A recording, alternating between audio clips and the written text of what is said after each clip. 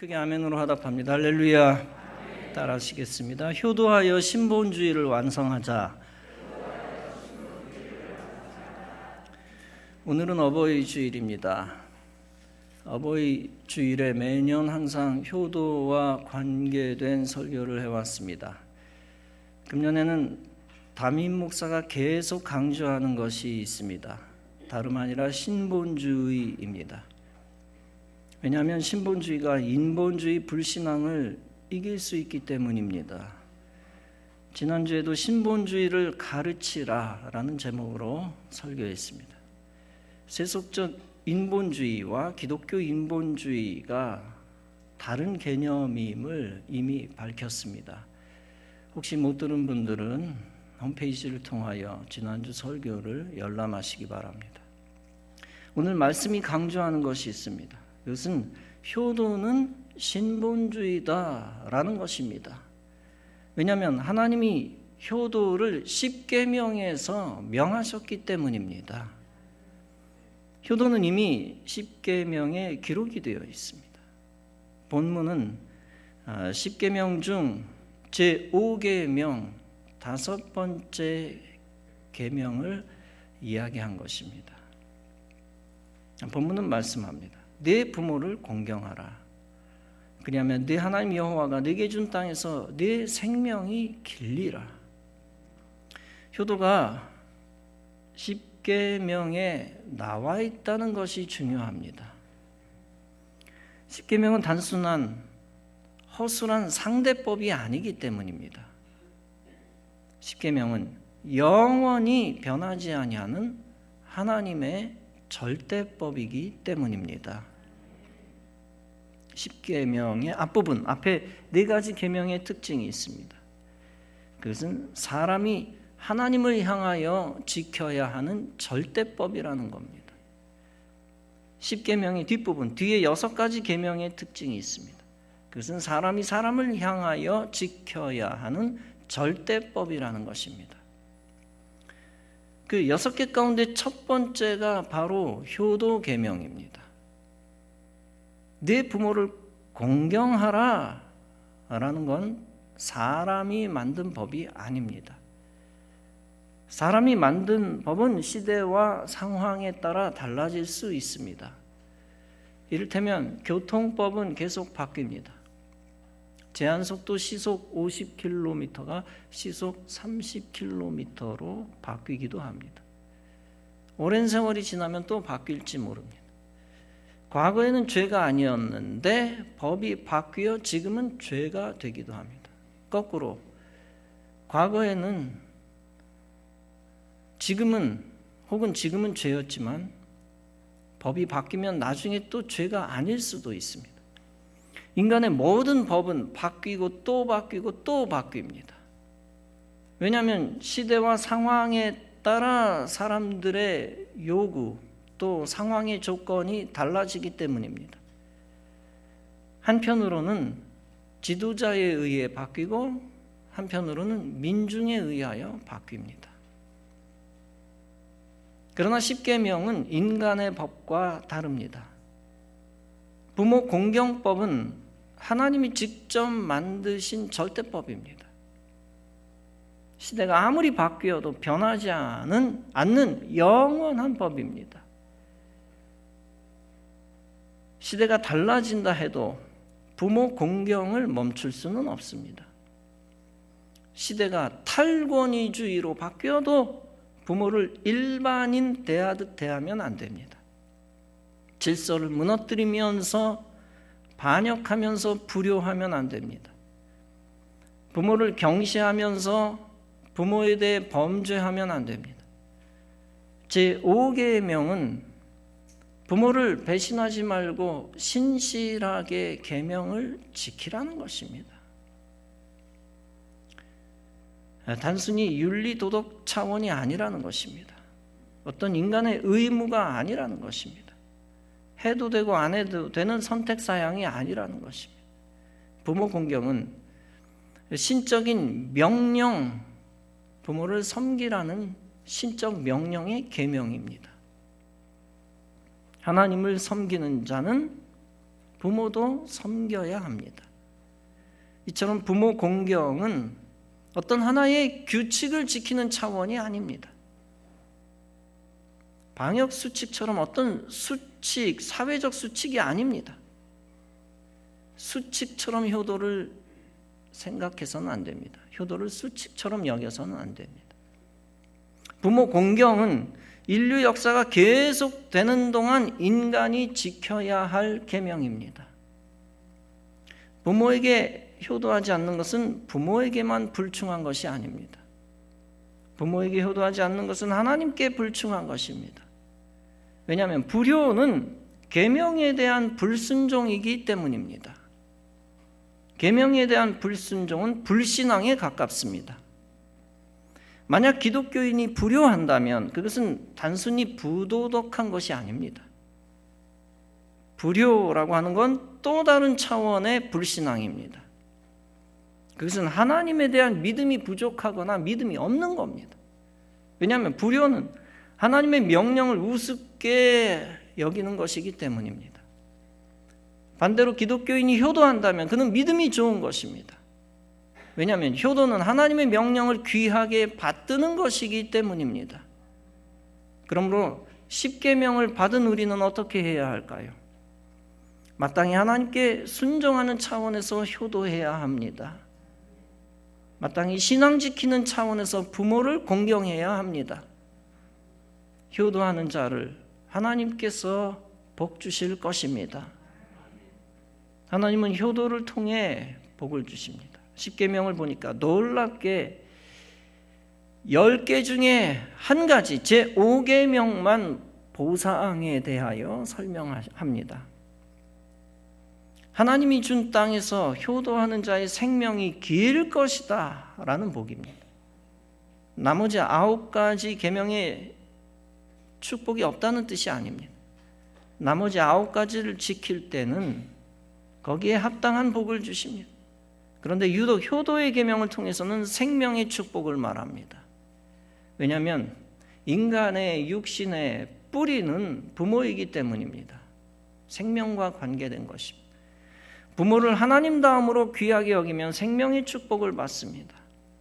에베소서 6장도 말씀합니다. 자녀들아 주 안에서 너희 부모에게 순종하라. 이것이 옳으니라. 네 아버지와 어머니를 공경하라. 이것이 약속 있는 첫 계명이니 이로써 네가 잘되고 땅에서 장수하리라. 효도하는 자를 하나님이 행복하게 하신다는 뜻입니다. 행복하면 건강과 장수도 따라오는 겁니다. 부모를 공경하면 하나님이 불행을 막아주십니다. 부모를 위한 헌신과 희생을 하나님이 알아주시기 때문입니다. 인간의 눈으로만 보면 부모 공경은, 효도는 경제적이지 않습니다. 시간 날리고 돈 날리는 것처럼 보이기 때문입니다. 그러나 그 부모를 귀하게 여기며 공개하는 태도를 하나님이 보십니다. 그 마음과 행동에 복을 주시고 반드시 시간과 물질도 보상하십니다. 누구보다도 건강한 몸과 마음과 영혼을 주십니다. 따라서 효도하면 영, 육, 혼이 형통하고 잘 되는 것입니다. 잠언 23장은 말씀합니다. 너를 낳은 아비에게 청종하고 네 늙은 어미를 경히 여기지 말지니라. 네 부모를 즐겁게 하며 너를 낳은 어미를 기쁘게 하라. 여러분, 부모를 괴롭게 하고 자식이 행복할 수가 있을까요? 하나님의 규칙을 어겼기 때문에 불가능합니다. 불효하면 하나님께 불순종하는 것이며 불신앙의 죄를 짓는 것입니다.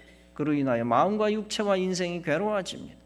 왜냐하면 하나님이 행복을 허락하시지 않기 때문입니다. 오직 부모를 행복하게 만들어야 비로소 내가 행복해집니다.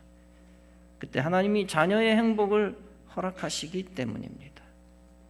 부모를 학대하는데 하나님을 잘 섬긴다? 말이 안 되죠.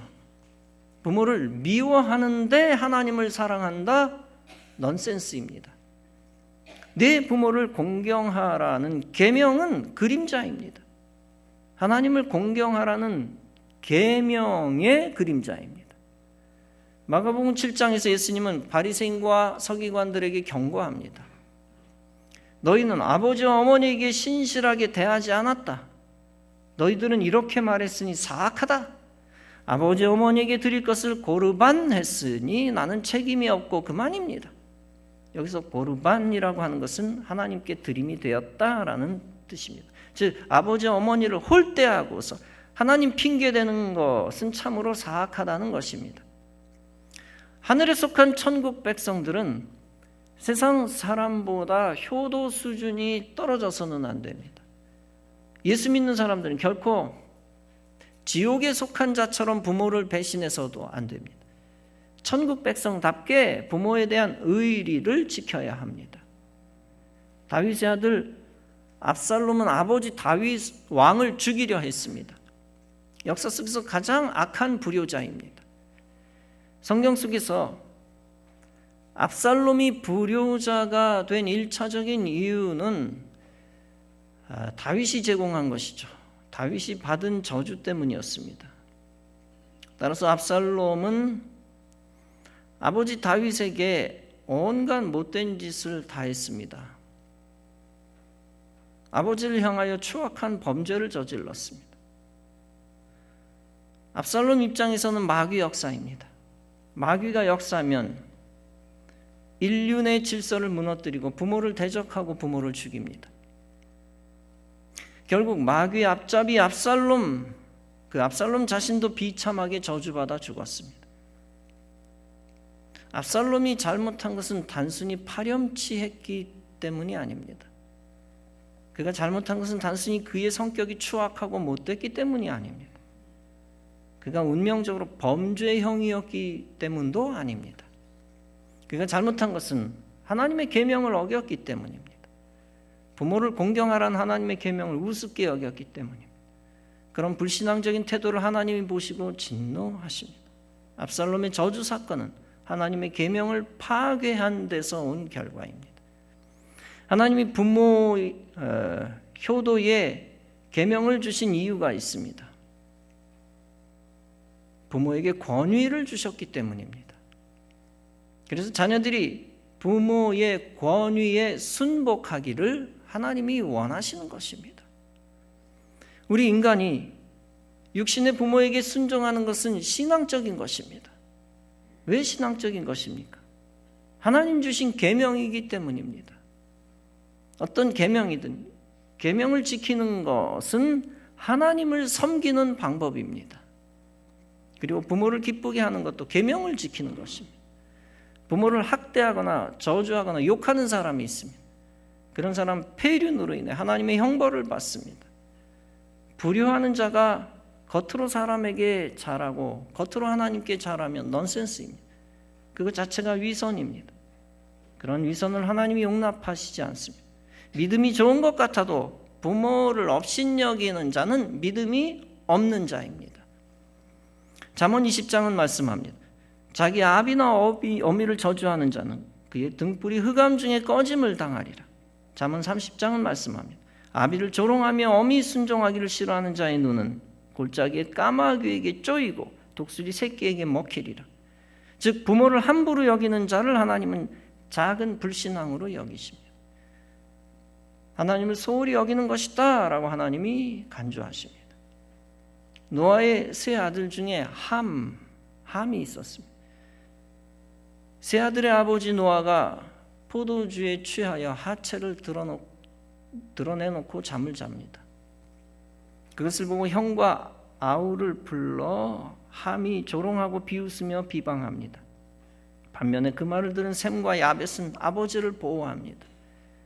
겉옷을 가지고 뒷걸음질 쳐 가서 덮어줍니다.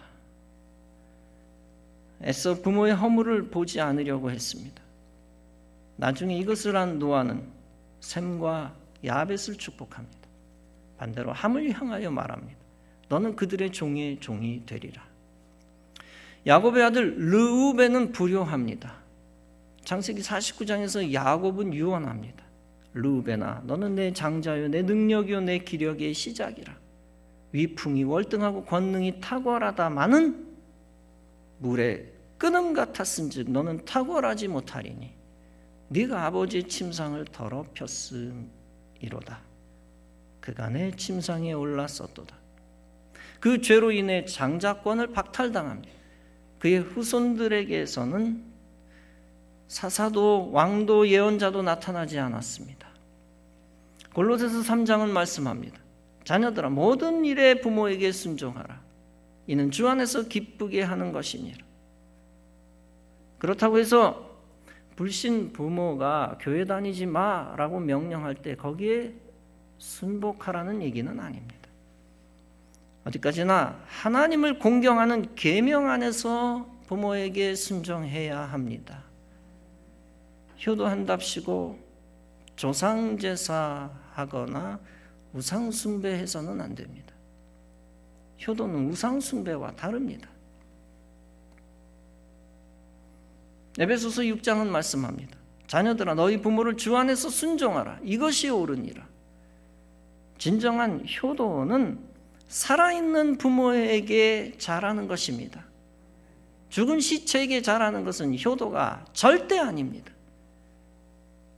살아있는 부모에게 효도하는 것, 약속 있는 첫 계명이라고 했습니다. 이 계명을 지켜 행하는 자가 잘되고 땅에서 장수하리라 하고 했습니다. 요셉은 효도하는 아들이었습니다. 애굽에 찾아온 자기 아버지를 사랑하고 공경했습니다. 목축업을 하는 아버지, 나이 많아 볼품없던 아버지입니다. 그를 애굽 왕 앞으로 모셔갑니다. 그리고 자랑스럽게 아버지를 바로 왕에게 소개합니다. 출애굽기는 말씀합니다. 요셉이 자기 아버지 야곱을 인도하여 바로 앞에 서게 하니 야곱이 바로에게 축복하매. 요셉은 당시의 국무총리였습니다. 그러기에 자기 출신이나 성장 배경이 드러나는 것이 좋지 않습니다. 그것이 드러나면 어떻게 됩니까? 애굽 귀족들에게 무시당하거나 업신여김을 받을 수도 있습니다. 그런데 요셉은 자기의 출신과 자기 아비를 전혀 부끄럽게 여기지 않았습니다. 이처럼 참으로 효도하는 사람은 부모의 처지가 어떻든지 자랑스러워하는 자입니다. 야곱의 아들 유다는 효자였습니다. 아버지를 위해 목숨을 걸었습니다. 창세기 49장에서 야곱은 유언합니다. 유다야, 너는 네 형제의 찬송이 될지라. 네 손이 네 원수의 목을 잡을 것이요, 네 아버지의 아들들이 즉 형제들이 네 앞에 절하리로다. 통치자의 지팡이가 그 발 사이에서 떠나지 아니하리라. 실로가 오시기까지 이르리니 그에게 모든 백성이 복종하리로다. 이것은 유다 지파를 통해 예수 그리스도가 오신다는 예언입니다. 효부 룻이 있었습니다.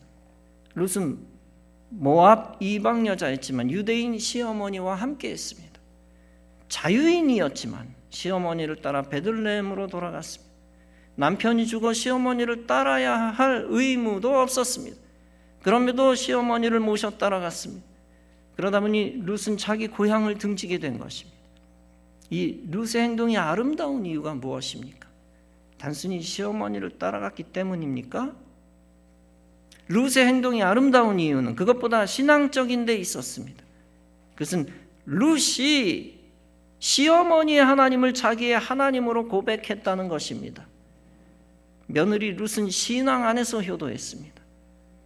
그는 복을 받아 증손자 다윗을 두었습니다. 장차 예수 그리스도의 육신의 계보의 조상이 되었습니다. 유대인들은 77절에 룻기를 낭독합니다. 그 이유는 이방 여인 룻이 이스라엘 백성에게 신앙적 모범을 보여주었기 때문입니다. 아브라함의 아들 이삭은 대표적인 효자입니다. 하나님이 아브라함을 시험합니다. 네가 모리아산에서 네 아들을 나에게 번제로 드려라. 아브라함은 하나님께 순종하는 마음으로 이삭을 데리고 나갑니다. 아브라함이 번제나무를 아들에게 지라 합니다. 아브라함은 불과 칼을 들고 갑니다. 처음에 이삭이 아버지에게 묻습니다. 네 아버지요, 불과 나무는 있는데 번제 드릴 어린 양은 어디 있나요? 그때 아브라함이 말합니다. 내 아들아, 번제할 어린 양은 하나님이 자기를 위하여 친히 준비하시리라. 그렇게 말하고 그들은 동행합니다. 드디어 제단을 쌓고 나무를 버려놓은 후 아들 이삭을 결박합니다. 사실 젊은 아들이 상황 파악을 했을 것입니다. 불효자 같거나 하나님에게 대항했다면 완력으로 아버지를 밀어내버렸을 것입니다. 그러나 그는 하나님과 아버지 아브라함의 뜻에 순응했습니다. 아브라함 못지않는 믿음으로 희생 죽음을 감내하려 했을 것입니다. 아버지, 아들 모두 믿음의 시험을 통과하게 됩니다. 그때 하나님의 음성이 들려옵니다. 아브라함아, 그 아이에게 내 손을 대지 말라. 그 말을 듣고 아브라함이 비로소 주위의 어린 양을 대신 드립니다. 아브라함은 이삭을 통하여 믿음의 조상이 됩니다. 이삭은 가나안 땅과 자손에 대한 약속을 받습니다. 그로 인하여 거부가 됩니다. 블레셋 사람에게 우물을 양보해도 손해를 보지 않습니다. 그는 180세에 죽습니다. 마지막에 믿음의 조상 아브라함과 어머니 사라가 묻힌 막벨라 굴에 장사됩니다. 누가복음 2장은 말씀합니다. 예수께서 함께 내려가서 나사렛에 이르러 순종하여 받드시더라. 예수님의 어린 시절을 기록하는 유일한 성경 기록입니다. 예수님은 육신으로 있는 동안 축복의 본보기가 되셨습니다. 효자로 이 땅에서 살아가셨던 것입니다. 예수님께서 겟세마네 동산에서 십자가 지실 것을 결단합니다. 눈물을 흘리며 땀방울이 핏방울이 되도록 기도하시며 할 수만 있다면 이 잔을 내게서 옮겨주옵소서. 그러나 내 뜻대로 마시고 아버지의 뜻대로 하옵소서. 삼위일체 아들 하나님이 삼위일체 아버지 하나님께 순복합니다. 이처럼 예수님은 무엇보다 영적 차원에서 효의 본보기가 되십니다. 부모 공경은 하나님을 경외하는 연습입니다. 부모의 마음을 헤아리는 효도는 믿음의 그림자입니다. 하나님은 효도하는 그리스도인을 향해 이렇게 말씀하실 것입니다. 네가 부모를 기쁘게 했으니 잘하였도다. 네가 그것으로 나를 기쁘게 하였다. 네가 부모를 나에게 인도했으니 잘하였도다. 네가 참된 효도를 하였다. 무엇보다 가장 큰 효도는 부모를 전도하는 것입니다. 부모에게 영생과 믿음을 선물로 드려야 합니다. 효도하는 척하며 죽은 자에게만 잘하는 것은 참된 효도가 아닙니다. 오직 부모가 살아있을 때 하나님 백성답게 효도하는 것이 참된 효도입니다. 기독교는 효도의 종교입니다. 사랑하는 성도 여러분, 부모를 기쁘게 하고 즐겁게 하는 것은 하나님의 신적 명령입니다. 그 명령을 따라 주 안에서 순종하여 부모를 기쁘게 하시기 바랍니다. 그로 인하여 주의 계명을 이루고 주의 뜻 이루고 자자손손 복을 받는 성도 여러분 다 되어지시기를 주님의 이름으로 축원합니다. 기도하시겠습니다.